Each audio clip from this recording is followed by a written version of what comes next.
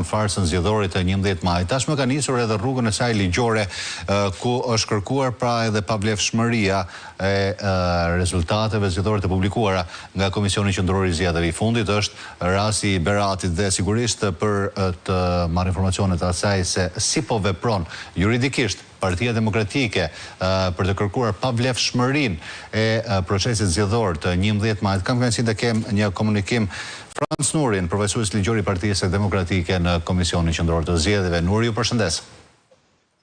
Mirëdita.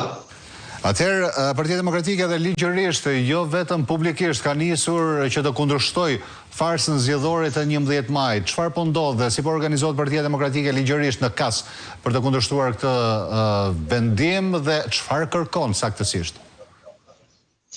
Javën që shkoi u mbyll shpallja e tabelave të rezultateve për këto zgjedhje nga Ilirian Celibashi, kreu i KQZ-s, dhe nga momenti i shpalljes së rezultateve për secilin qark fillonte afati 5 ditor i ankimimit.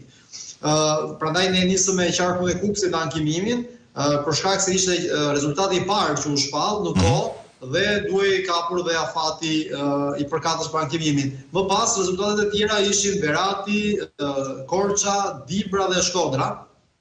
Ne kemi bërë një ndarje të punëve në Partinë Demokratike për sa i përket këtyre çështjeve, sepse janë çështje që kërkojnë angazhim dhe kanë volum.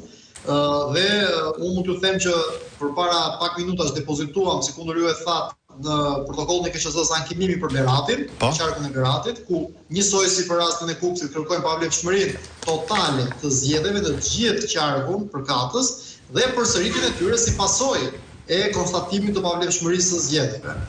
Të njëjtën gjë ja u konfirmoj që do të depozitoj brenda ditës së sotme edhe për qarkun e Korçës.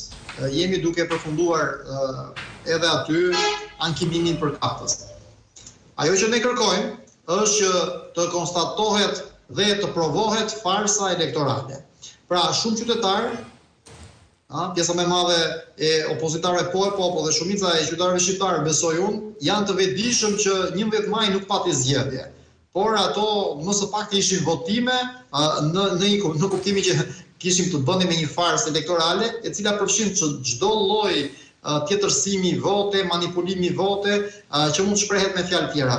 Termi farsë elektorale është term politik që faktikisht njihet dhe në shkenca politike në nivel global, është termi më i dur dhe më i përshtatshëm që mund përdoret për rastin që ka ndodhur në Shqipëri. Këto nuk ishin zgjedhje. Gjithë makineria shtetërore që e angazhuar jo vetëm ditën e zgjedhjeve, jo vetëm gjatë numërimit, por që e angazhuar 6 muaj përpara zgjedhjeve. Të gjithë jemi dëshmitarë se çfarë ndodhi me fushatën në thonjza të regjistrimit të qytetarëve në PER nga diaspora. Absolutisht, por para se të shkojmë te këto, Nuri, duhet ndalim me çfarë argumentash